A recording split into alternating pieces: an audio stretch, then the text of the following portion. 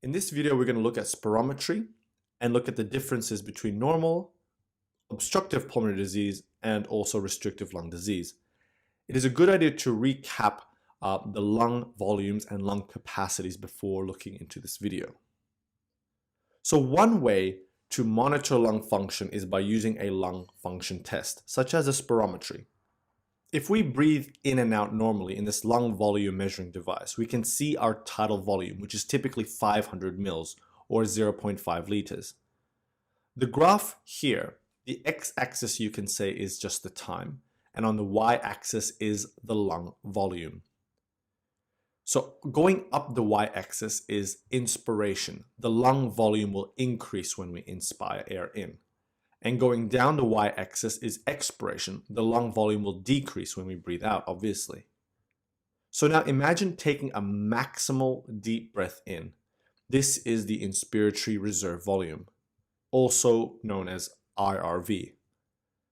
And now imagine taking a normal breath or normal breaths and then having a maximal expiration.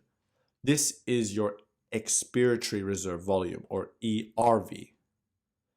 And the air remaining in your lungs after the maximal expiration is the residual volume, or RV. You just always have that there. Using these lung volumes, you can measure the lung capacities.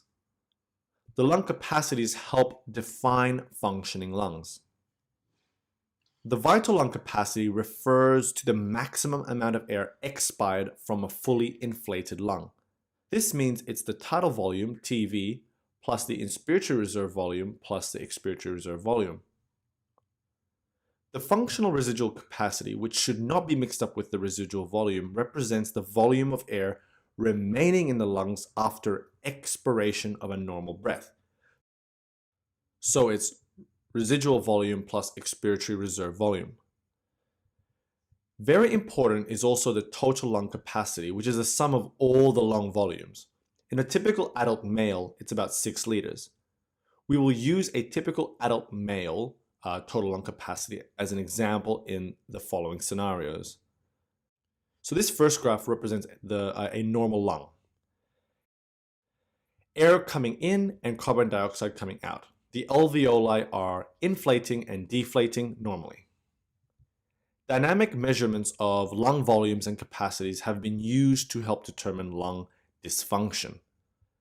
The vital capacity is really important to remember. Again, it's the tidal volume plus the inspiratory reserve volume plus the expiratory reserve volume. The forced vital capacity is basically the same thing as the vital capacity, but by definition, it is the largest amount of air that can be expired after a maximal inspiratory effort. So you breathe very deep in, and then you breathe out fully. The forced vital capacity is frequently measured clinically as an index of pulmonary function. It gives useful information about the strength of the respiratory muscles and other aspects of pulmonary function. Let us draw it in a graph of a normal lung. Here you have the volume on the x-axis and flow through the lung on the y. So a normal adult has a total lung capacity of 6 liters. So here is the volume set here at 6 liters. So from 0 to 6 is the total lung capacity. The forced vital capacity, FVC, is again the largest amount of air that can be expired after you take the maximal breath in. The spirometry helps document and measure all this. So imagine taking a deep breath in and then exhaling it out as forcefully and as quickly as you can. We can thus say this is your vital capacity or forced vital capacity, which in reality is your tidal volume plus your inspiratory reserve volume plus your expiratory reserve volume. Thus, the remaining air in our lungs after a maximal expiration, if you remember, is your residual volume. We can look at the forced vital capacity on a different graph by also introducing time. When we introduce time, we can calculate another component. Here we are looking at time on the x-axis in seconds, 1, 2, 3, 4, 5, 6, 7, 8, 9, 10. And then on the y-axis is the volume of air in the lungs, in liters, so 3 liters here and 6 liters. Remember, 6 liters is the total lung capacity in an adult male. Here is the volume of air expired by a normal adult man during a forced expiration after a deep inspiration, which again is your forced vital capacity. And here it's about 5 liters. And this again is your forced vital capacity. Thus, again, the air volume remaining in the lungs after maximal forced expiration is your residual volume. Now, this is an important concept. See if you can follow. The fraction of the vital capacity expired during the first second of a forced expiration is referred to as the forced expiratory volume, or FEV1. So from the graph, the forced expiratory volume in the first second FEV1 to the forced vital capacity FVC ratio can be calculated. 4 liters divided by 5 liters, which is 0.8 or 80%. And again, this is normal. We will look at how this changes with certain diseases. So let's look at what happens in COPD, where we have gas trapping and we have obstruction of the airways. Many changes are seen in lung volume and lung capacities. In obstructive airway disease, straight away we can see an increase in total lung capacity. This is why it is common to see features of an enlarged chest in patients with COPD. The tidal volume remains the same. However, the inspiratory reserve volume decreases, the expiratory reserve volume increases, and the residual volume increases as well. Thus, if we were to calculate the lung capacities, the vital capacity, or also we can straight away say the forced vital capacity, is the same or maybe decreased. The functional residual capacity is increased, and the total lung capacity, as mentioned, altogether increases. The reason behind these changes in lung volume and capacities are two main things. Firstly, the reduction in airflow to the lungs due to obstruction. And then you have what's called air trapping. The air remains in the lungs at expiration. As a consequence, you get hyperinflation and consequently an increase in your functional residual capacity.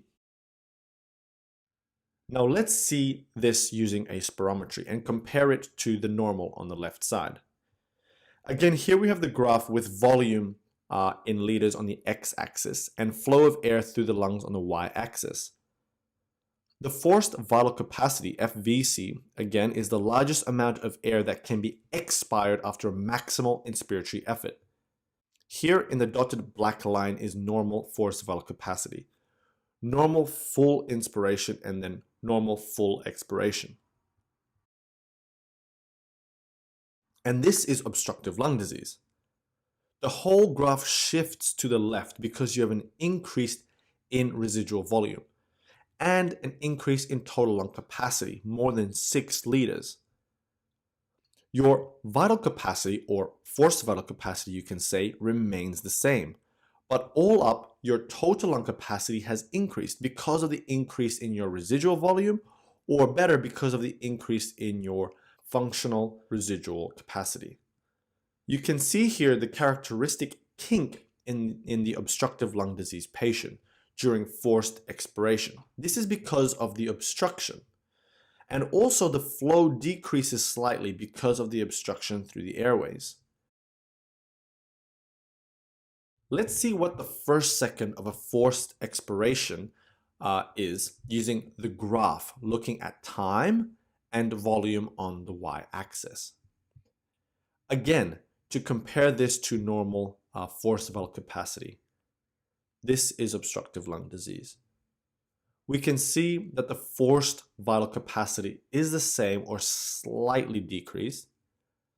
the forced expiratory volume in the first second has dropped significantly. Obstructive lung disease can be diagnosed when the ratio between FEV1 and FVC is less than 0.7 or 70%. And so in this example, FEV1 is about 1 liter and the FVC is about 5 liters. And so 1 divided by 5 is obviously less than 0.7 or less than 70%. And thus, this is an example of a person who has obstructive lung disease. Finally, let's look at restrictive lung disease. These conditions include pneumoconiosis, sarcoidosis, amongst many other things. In restrictive lung disease, you have restriction, like fibrosis in the lungs, which impair lung compliance.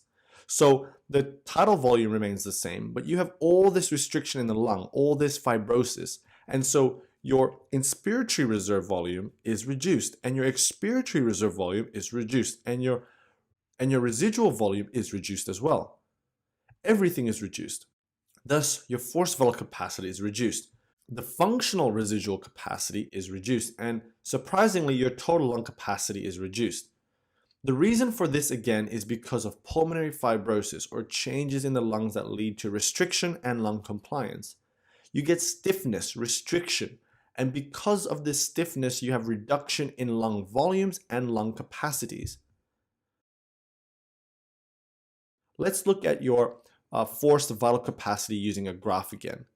The dotted black line represents normal forced vital capacity, which is the largest amount of air that can be expired after a maximal inspiratory effort.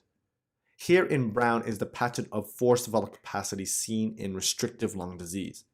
As you can see, it has shifted to the right. The reason for this shift and change is because firstly, your total lung capacity has reduced because of the restrictive lung changes. The residual volume has reduced, and so it is no surprise your vital capacity or forced vital capacity is reduced. What about the forced expiratory volume in the first second? Well, let's look at the other graph again at time on the x-axis. So 1, 2, 3, 4, 5, 6, 7, 8, 9, 10 seconds. And lung volume on the y, which again in a normal adult male goes up to 6 liters. A normal person shoots up and the forced vital capacity goes up to about 5 liters. In restrictive here, however, in brown, you can see that the forced vital capacity has reduced dramatically. But the forced expiratory volume in 1 second is not as affected. The forced expiratory volume in 1 second, FEV1, in restrictive lung disease is not as affected as seen in patients who have COPD or obstructive lung disease. It can be normal actually in these patients who have restrictive lung disease or reduced, depending on the severity and if the person has obstructive lung disease too. The FEV1 to FVC ratio is a useful tool in recognizing severity of airway disease and can help differentiate between COPD and restrictive lung disease. In restrictive lung disease, the FEV to FVC ratio is not as affected. So for example, in this scenario of restrictive lung disease, the FEV1 is about 3 liters and the forced vital capacity is about 4 liters. So 3 divided by 4 is 0.75 or 75%. And thus, this can constitute restrictive lung disease rather than obstructive airway disease. Hope this video makes sense and hope it was helpful.